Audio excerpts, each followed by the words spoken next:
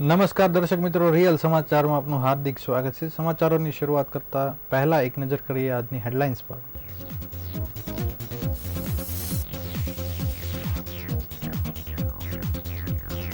સુરતમાં યોજાયો આંતરરાષ્ટ્રીય પતંગ મહોત્સવ। 97 દેશના પતંગબાજોએ અવનવા રંગબેરંગી પતંગો ઉડાવ્યા। સિવિલના રેસિડેન્ટ તબીબના બીમારીથી મોતના કેસમાં સિનિયરો અને હેડ ત્રાસ ગુજારો હોવાનો પરિવારનો આક્ષેપ। બોગસ ડિગ્રીના આધારે દવાખાનું ચલાવતો નકલી ડોક્ટર ઝડપાયો।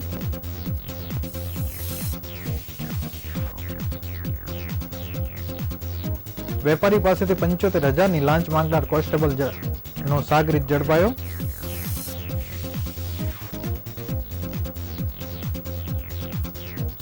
સિંગણપોરના ગાંધીનગરમાં દારૂ પી છાટકા બનેલા પતિની હત્યા।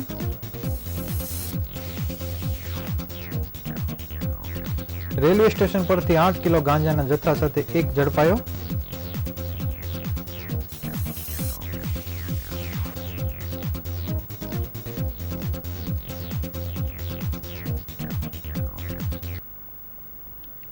સમાચારો વિગતવાર જોઈએ। સુરત શહેરના અડાજણ રિવરફ્રન્ટ ખાતે ગુજરાત પ્રવાસન નિગમ લિમિટેડ, સુરત મહાનગરપાલિકા અને જિલ્લા વહીવટીતંત્ર સંયુક્ત ઉપક્રમે મેયર દક્ષેશ માવાણીના અધ્યક્ષસ્થાને આંતરરાષ્ટ્રીય પતંગ મહોત્સવ 2024 યોજાયો હતો, જેમાં 12 દેશોના 37 અને ભારતના 3 રાજ્યના 14 પતંગબાજોએ તેમજ સુરતના 39, નવસારી, ભરૂચના પતંગબાજો સહિત 97 પતંગબાજોએ અવનવા પતંગો ચગાવી અવકાશને રંગબેરંગી બનાવ્યું હતું। દેશ વિદેશના પતંગબાજોએ ભાતીગળ પતંગો વડે કલા કૌશલ્યથી ભરપૂર પતંગબાજી કરીને સુરતીઓને મોહી લીધા હતા। નિપુણ પતંગબાજોએ ટચુકડા, વિરાટકાય અને અવનવા રંગો આકૃતિના પતંગો ઉડાવીને પ્રેક્ષકોને સમુદાયને રોમાંચિત કર્યા હતા। આ પ્રસંગે દક્ષેશ માવાણીએ ગુજરાત પતંગોત્સવને ખરા અર્થમાં આંતરરાષ્ટ્રીય ઉત્સવ બનાવીને ભારતીય પ્રાચીન સંસ્કૃતિને પતંગોત્સવ દ્વારા જીવંત રાખી છે એમ જણાવી જીવનમાં હાર જીત અને ખેલદિલીના ગુણોને વિકસાવતા પર્વના સહભાગી થવા બદલ સૌને અભિનંદન પાઠવ્યા હતા। રાંદેરના પતંગોની વિદેશમાં માંગ રહે છે, જેથી રોજગારીનું પણ સર્જન થાય છે। વડાપ્રધાન નરેન્દ્ર મોદીના નેતૃત્વમાં રાષ્ટ્ર નવી ઊંચાઈઓ સર કરી રહ્યું છે એમ જણાવી વિદેશી પતંગબાજોએ આવકાર્યા હતા। આ પ્રસંગે મ્યુનિસિપલ કમિશનર શાલિની અગ્રવાલ પતંગ મહોત્સવની રૂપરેખા આપી સુરતીઓને મકર સંક્રાંતિની શુભકામનાઓ પાઠવી હતી। પતંગ મહોત્સવમાં Australia, Chile, Argentina, Bulgaria, Belarus, Cambodia, Spain, તુર્કી, ડેનમાર્ક, બ્રાઝિલ જેવા દેશોના 37 પતંગબાજો આવ્યા હતા અને દેશ વિદેશના પતંગબાજોએ ગરબે ઘૂમીને ગુજરાતી અસ્મિતાનું સન્માન કર્યું હતું।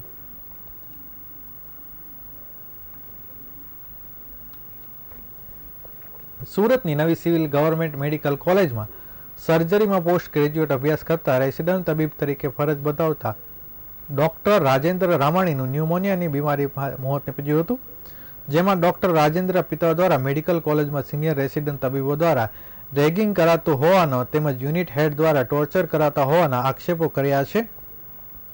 સમગ્ર મામલે તેમણે ડીન તેમજ પ્રધાનમંત્રી સહિતના વિભાગોમાં ફરિયાદ કરી છે। મેડિકલ કોલેજના ઇન્ચાર્જ ડીન ડોક્ટર વર્માએ પીડિત પરિવારની વ્યથા સાંભળી તપાસ કમિટી બનાવવાની બાંહેધરી આપી હતી। સાથે 10 દિવસમાં રિપોર્ટ આવ્યા બાદ જવાબદાર સામે પગલાં ભરવા ખાતરી આપી છે। પરિવારે પોલીસ કમિશનર, કલેક્ટર, આરોગ્ય વિભાગ અને સીએમ અને પીએમ સુધીના લેખિત રજૂઆતો કરી ન્યાય માટે અપીલ કરી હતી। પરિવારે જણાવ્યું હતું કે રાજેન્દ્ર બીમાર હતો ત્યારે જવાબદાર સિનિયરો અને વિભાગના વડાઓએ કાળજી રાખવાની હતી, તેના બદલે એની પાસે સતત કામ કરાવવામાં આવતું હતું। બીમાર હોવા છતાં રજા મંજૂર કરાતી ન હતી। બેભાન થઈ ગયા બાદ સારવાર આપવાને બદલે પરિવારને ફોન કરી જાણ કરી લઈ જવાનું કહેવામાં આવ્યું હતું, જેને લઈ ડોક્ટર રાજેન્દ્રનું સારવારના અભાવે મોત થયું હોય એ વાતને નકારી શકાય નહીં। સાથી કેટલાક તબીબો, વિદ્યાર્થીઓ પણ આ વાત સાથે સમર્થન આપી રહ્યા છે। તબીબ વિદ્યાર્થીઓ પાસે 24 કલાક કામ કરવામાં આવી રહ્યું છે। હોસ્ટેલમાં રૂમ ફાળવવામાં આવી છે, પણ આરામ કે નાહવા ધોવા માટે જવા નથી દેવાતા। એ એક કડવી વાસ્તવિકતા છે।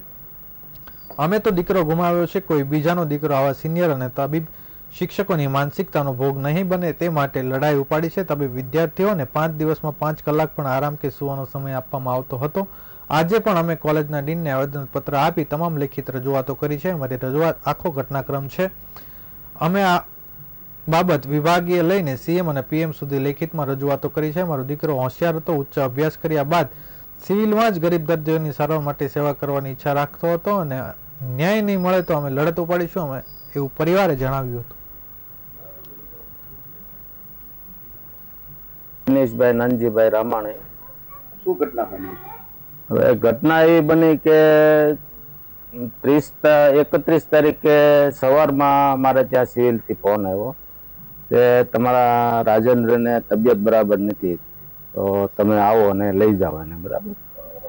તો હું ત્યાં ગયો ત્યારે રાજેન્દ્ર બેભાન અવસ્થામાં હતો અને ત્યાં એની કોઈ સારવાર હાલતી નહોતી. જોકે 2-4 છોકરા હતા એની સાથે, જે સ્ટુડન્ટ હોય, પણ કોઈ એને બાટલો ચડતો હતો કે ઓક્સિજન હતો કે એવું કોઈ હતું નહીં. પછી હું એને વ્હીલચેરમાં બેસાડી અને ઘરે અહીંયા પ્રાઇવેટ હોસ્પિટલમાં મેં એની સારવાર ચાલુ કરાવી.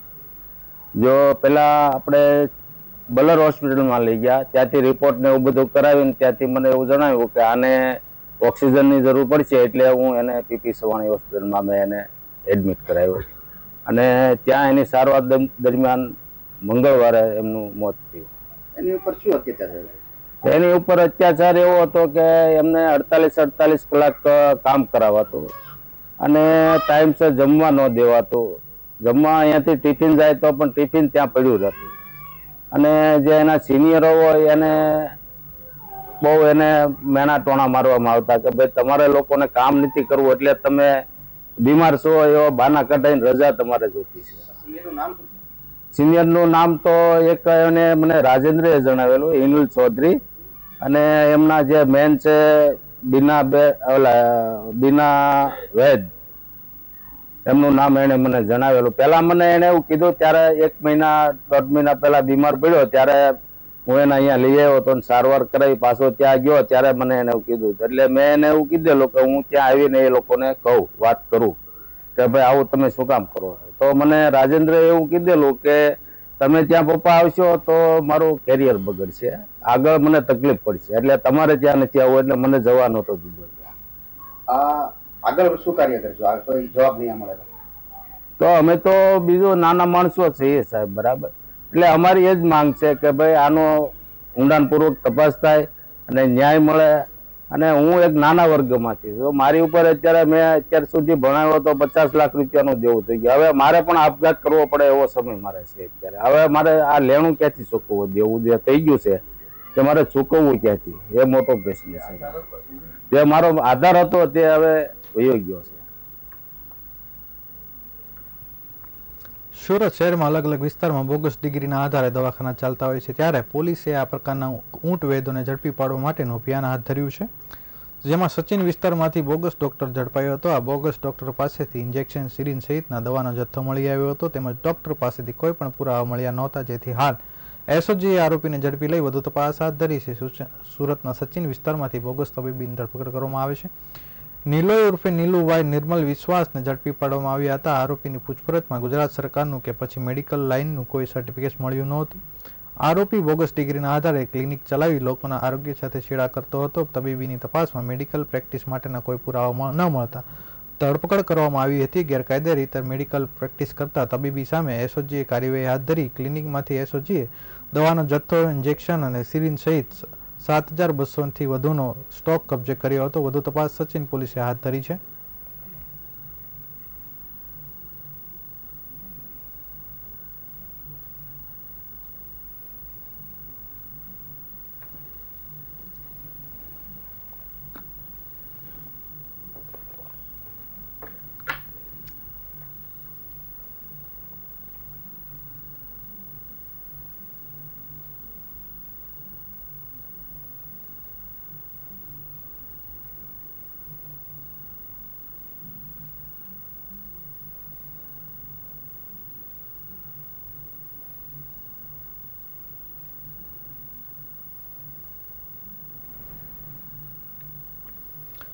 સુરતમાં ફરી એસીબીએ સપાટો બોલાવ્યો છે. બીજાના જીએસટી નંબર પર ધંધો કરો છો, તમારા વિરુદ્ધ અરજી આવી છે કઈ કોન્સ્ટેબલે લાંચ માંગી હતી, ત્યારબાદ કોન્સ્ટેબલ વતી 75,000ની લાંચ લેવા ગયેલા કહેવામાં આવ્યું હતું કે સાગરીતને પોલીસ ઝડપી લીધો છે, જ્યારે કોન્સ્ટેબલ સ્થળ પર મળી આવ્યો ન હતો. હાલ એસીબીએ ગુનો નોંધી વધુ તપાસ હાથ ધરી છે.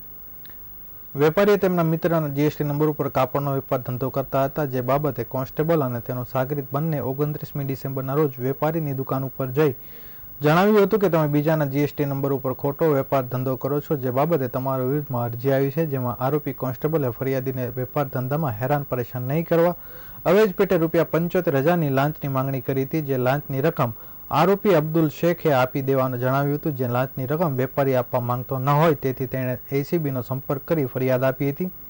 જ્યારે સલાબતપુરા પોલીસ સ્ટેશનના વર્ગ 3ના હેડ કોન્સ્ટેબલ નાથુભાઈ ભવાનભાઈ ચૌધરીએ લાંચની રકમ અબ્દુલ ગની સમરભાઈ શેખ આપવા કહ્યું હતું, જેથી એસીબીએ છટકું ગોઠવી સલાબતપુરા ભગતસિંહ ચોકથી બારડોલી પીઠાની ગલીના નાકે મારવાડીની ચાની દુકાનની સામે જાહેર રોડ પર ઉપરથી અબ્દુલ ગની શેખની ઝડપી લઈ કાયદેસરની કાર્યવાહી હાથ ધરી છે.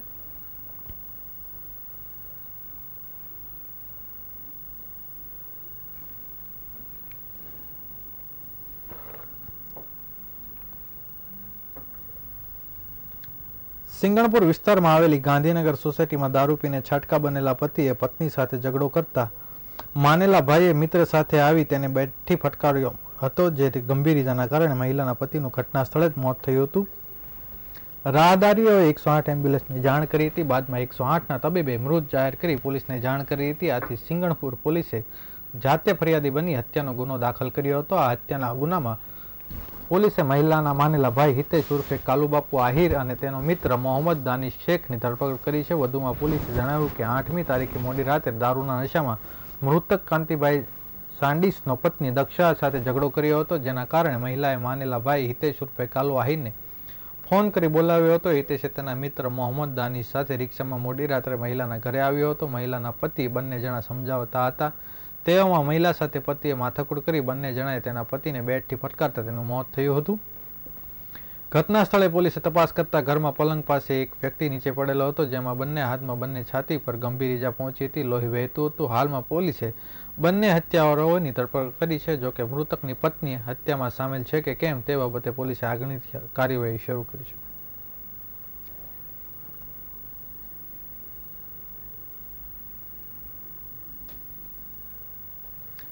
સુરત રેલવે સ્ટેશન પરથી છાસવારે નશાકારક પદાર્થનો જથ્થો ઝડપાતો હોય છે, ત્યારે ફરી એકવાર શંકાસ્પદ હાલતમાં ઝડપાયેલા શખ્સની તપાસમાંથી ગાંજાનો જથ્થો મળી આવ્યો હતો. અંદાજે 8 કિલો જેટલો ગાંજાનો જથ્થો ઝડપાઈ જતા પોલીસે આરોપીને ઝડપી લઈ વધુ તપાસ હાથ ધરી છે. રેલવે પોલીસે ગાંજાનો જથ્થો ઝડપી પાડ્યો છે. અંદાજે 8 કિલો ગાંજા સાથે આરોપીની ધરપકડ કરવામાં આવી છે. રેલવે સ્ટેશન ખાતેથી શંકાસ્પદ જણાવેલ શખ્સની અટકાયત કરી પૂછપરછ હાથ ધરવામાં આવી હતી, જેમાં આરોપી પાસેથી રહેલી બેગમાંથી ગાંજાનો જથ્થો મળી આવ્યો હતો. આરોપી લીતુ વૃંદાવન બહેરા ગાંજાના જથ્થા સાથે ઝડપાઈ ગયો હતો. લીતુ વૃંદાવન બહેરા ઓરિસ્સાથી પૂરી અમદાવાદ એક્સપ્રેસ ટ્રેન મારફતે ગાંજો લાવ્યો હતો. ગાંજો સુરતમાં કોને સપ્લાય કરતો હતો તેની તપાસ હાથ ધરવામાં આવી છે. આ સાથે જ અગાઉ પણ આરોપી આ પ્રકારના નશાકારક પદાર્થો સપ્લાય કરતો હતો કે કેમ તેની પણ તપાસ હાથ ધરવામાં આવશે.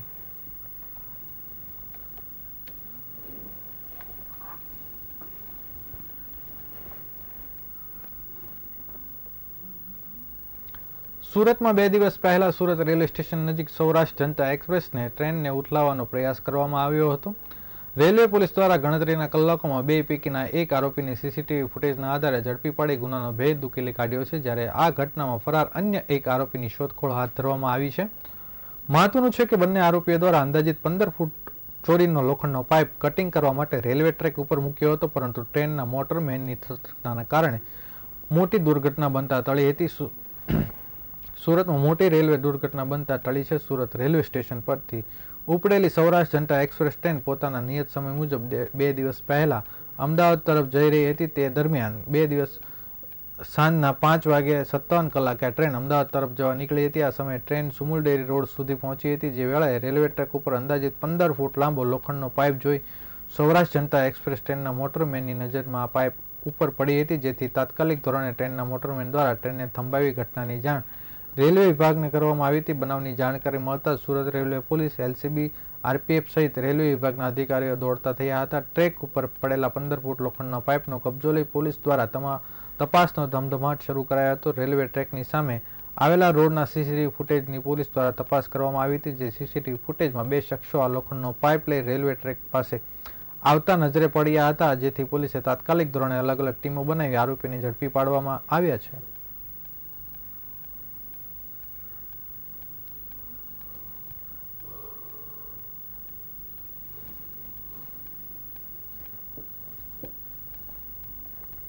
સુરતના વનિતા વિશ્રામ ખાતે આવેલી પીવીટી પ્રાથમિક કન્યા શાળાના આજરોજ ગણિત પ્રદર્શનનું આયોજન કરવામાં આવ્યું હતું.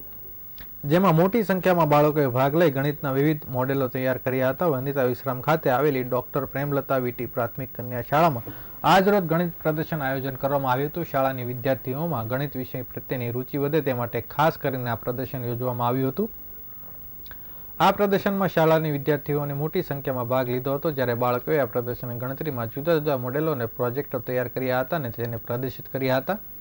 આ પ્રદર્શનમાં ધોરણ 5 થી 8ની 210 વિદ્યાર્થીનીઓએ ભાગ લીધો હતો, જેમાં ગણિત, સરવાળા, બાદબાકી, ગુણાકાર, ભાગાકાર, ઘડિયા, વર્ગ, ઘન, ઘનમૂળ, સંખ્યા રેખા જેવા વિષયો પર 110 પ્રોજેક્ટ બનાવવામાં આવ્યા હતા. આ પ્રદર્શનની મુલાકાત અંદાજે 658 બાળકોએ લીધી હતી. આ સમગ્ર કાર્યક્રમમાં શાળાના આચાર્યો અમીષાબેન દેસાઈ ગણિત વિજ્ઞાનના શિક્ષકોના માર્ગદર્શન હેઠળ સફળ રહ્યો હતો.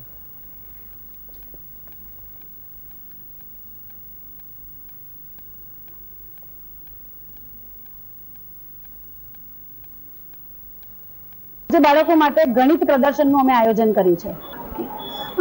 ગણિત દિવસની ઉજવણી નિમિત્તે અમે કશું વિચારતા હતા કે કંઈક એવું કરવું જોઈએ કે જેથી બાળકોને રસ પડે, રસની સાથે એમને મજા પડે.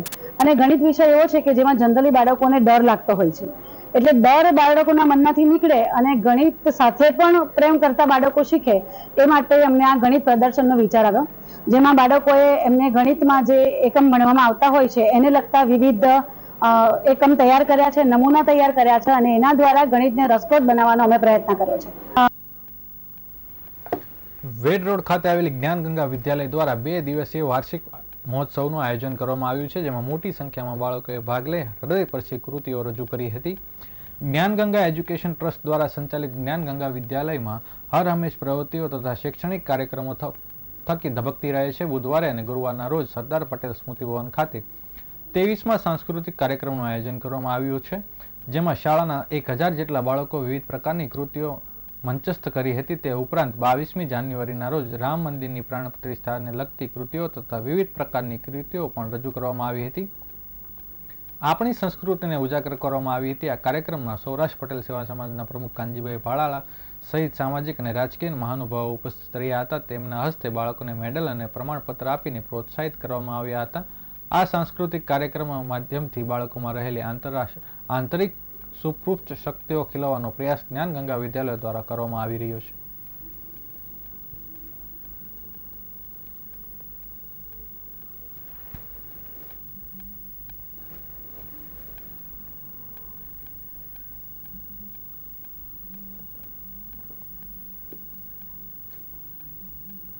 આજે જ્ઞાનગંગા વિદ્યાલયનો 23મો સાંસ્કૃતિક કાર્યક્રમ સરદાર સ્મૃતિ ભવન ખાતે રંગે ચંગે ઉજવાઈ રહ્યો છે. શાળાના નર્સરીથી ધોરણ 9 અને 11ના તમામ બાળકો આજે અને આવતીકાલે એમ 2 દિવસ સુધી સરદાર સ્મૃતિ ભવનના મંચને ગજવવાના છે. પોતાની આંતરિક શક્તિઓને બહાર લાવવા માટે વિદ્યાર્થીઓએ ખૂબ મહેનત કરી છે, સાથે શિક્ષકોએ પણ ખૂબ સુંદર મજાનું માર્ગદર્શન આપ્યું છે. બાળકોની સર્વાંગી વિકાસ માટે શિક્ષણની સાથે સાથે ખૂબ બધી પ્રવૃત્તિઓમાંની એક પ્રવૃત્તિ એટલે સાંસ્કૃતિક કાર્યક્રમ. અમને વિશેષ આનંદ છે, વિદ્યાર્થીઓ ઉત્સાહભેર ભાગ લઈ રહ્યા છે અને આવનાર સમયની અંદર શિક્ષણની સાથે સાથે કલાના ક્ષેત્રે પણ પોતાનું યોગદાન આપશે. વિશેષમાં જ્યારે 22મી તારીખે રામ જન્મભૂમિ ખાતે મંદિરનું જ્યારે લોકાર્પણ થવા જઈ રહ્યું છે, ત્યારે આજે અને આવતીકાલે રામના ગીતો, હનુમાનના ગીતો પણ એટલા બધા અહીંયા સાંસ્કૃતિક વિરાસતને ઉજાગર કરવા માટે લેવામાં આવ્યા છે. તમામ મહેમાનોનું સ્વાગત ખેસ પહેરાવીને કરવામાં આવવાનું છે અને સાથે સાથે તમામ મહેમાનોને આજે અહીંયા 22 તારીખને માટે દીપક એક સાથે સાથે સ્મૃતિ ભેટ તરીકે આપવાના છીએ કે જેથી રામલલ્લા જ્યારે બિરાજમાન થાય ત્યારે જે આપણા સાહેબે કીધું છે એના પોતાના દીપક પ્રગટાવીને પોતાનો એની અંદર સાથ પુરાવે. લોભામણી લાલચમાં આવી અનેક લોકો નાણાકીય છેતરપિંડીની ભોગ બનતા હોય છે, જેના કિસ્સામાં વારંવાર પ્રકાશમાં આવતા રહે છે. ત્યારે નવસારી શહેરમાં ફાઇનાન્સ કંપની શરૂ કરી લોકોને કરોડો રૂપિયા ડૂબાડી દેવાનો કિસ્સો પોલીસના ચોપડે નોંધાયો છે. હાલ પોલીસે ફાઇનાન્સ કંપનીના સંચાલક સહિત 4ની ધરપકડ કરી આગળની કાર્યવાહી હાથ ધરી છે. નવસારી શહેરમાં થોડા વર્ષ પૂર્વે પદ્માવતી ફિનવેલ્સ નિધિ લિમિટેડ નામની કંપની શરૂઆત કલ્પેશ કોઠારી નામના ભેજાબાજે કરી છે. બેંક કરતાં વધુ વ્યાજદર આપવાની જાહેરાત કરી ભેજાબાજોએ લોકો પાસે થાપણ લેવાની શરૂઆત કરી હતી. કોઠારીના સાતીર ભેજાની ઉપજ એવી લોભામણી સ્કીમમાં લોકો આવવા લાગ્યા હતા. કોઠારીને કરોડો રૂપિયાની થાપણ મળવા લાગી હતી. બાદમાં કોઠારીએ રિઝર્વ બેંકની કોઈપણ નોંધણી વગર જ બેંક જેવા કારોબારની શરૂઆત કરી નાખી હતી અને daily recurring gold loan, home loan વગેરે પણ કંપની આપશે તેવી જાહેરાત કરવાની શરૂઆત કરી છે, જેને લઈ રોકાણકારો આકર્ષાયા અને એક જ પરિવારના 26 જેટલા સભ્યોએ કોઠારીની પદ્માવતી ફિનવેક્સ નિધિ લિમિટેડ કંપનીમાં 2 કરોડ 37 લાખનું માતબર રોકાણ કર્યું હતું. આ રોકાણકારોને કંપનીના શેર આપી ભાગીદાર બનાવવાની પણ લાલચ કોઠારીએ આપી હતી, પરંતુ સમય જતાં રોકાણકારોએ પાકતી મુદત પ્રમાણે મૂળ કોઠારીને તેનો મૂળ રંગ બતાવ્યો હતો. રૂપિયાની ચૂકવણી અંગે વાયદાઓ કરવા લાગ્યો હતો. જોકે આખરે આ મામલામાં રોકાણકારોને છેતરપિંડીનો ભોગ બન્યા હોવાનું જાણતા પોલીસનું શરણ લીધું હતું. રોકાણકારોએ નવસારી ટાઉન પોલીસ મથકમાં કલ્પેશ કોઠારી સહિત કંપનીના 5 કર્મચારીઓ વિરુદ્ધ ફરિયાદ કરતા પોલીસે ગુનો નોંધી લોકલ ક્રાઇમ બ્રાન્ચને તપાસ સોંપાઈ હતી, જે તપાસમાં પોલીસે મુખ્ય આરોપી કલ્પેશ કોઠારીની પ્રાથમિક પૂછપરછ કર્યા બાદ કુલ 4 આરોપીની ધરપકડ કરી છે. આ મામલામાં પોલીસ ફરિયાદ થયા બાદ વધુ રોકાણકારો પોલીસ સમક્ષ પહોંચ્યા હતા, જે રોકાણકારોએ પણ પોતાના પુરાવા રજૂ કરતા પદ્માવતી ફિનવેક્સ દ્વારા આચરવામાં આવેલ છેતરપિંડીનો આંકડો રૂપિયા 3 કરોડ 8 લાખ ઉપર પહોંચ્યો છે. હાલ પોલીસે અન્ય 2 આરોપીઓને ઝડપી પાડવા ચક્રો ગતિમાન કરી આગળની કાર્યવાહી હાથ ધરી છે.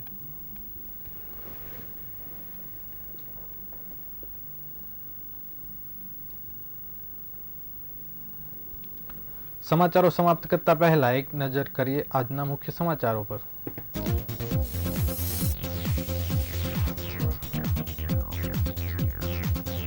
સુરતમાં યોજાયો આંતરરાષ્ટ્રીય પતંગ મહોત્સવ. 97 દેશના પતંગબાજોએ પતંગો ચગાવી. સિવિલના રેસિડન્ટ તબીબના બીમારીના મોતના કેસમાં સિનિયર અને હેડે ત્રાસ ગુજાર્યો હોવાનું પરિવારનો આક્ષેપ. બોગસ ડિગ્રીના આધારે દવાખાનું ચલાવતો નકલી ડોક્ટર ઝડપાયો.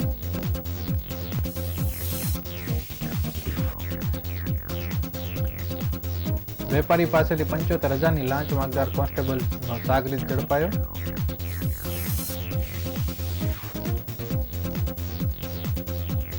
સિંગણપોરમાં ગાંધીનગરમાં દારૂ પી છાટકા બનેલા પતિની હત્યા.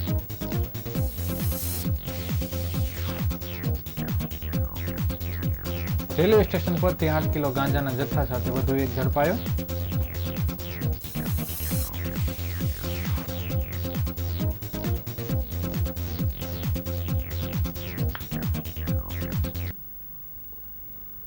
આ હતા અત્યાર સુધીના રિયલ સમાચાર. નવા સમાચારો સાથે ફરીથી મળીશું. ત્યાં સુધી રજા આપશો. નમસ્કાર.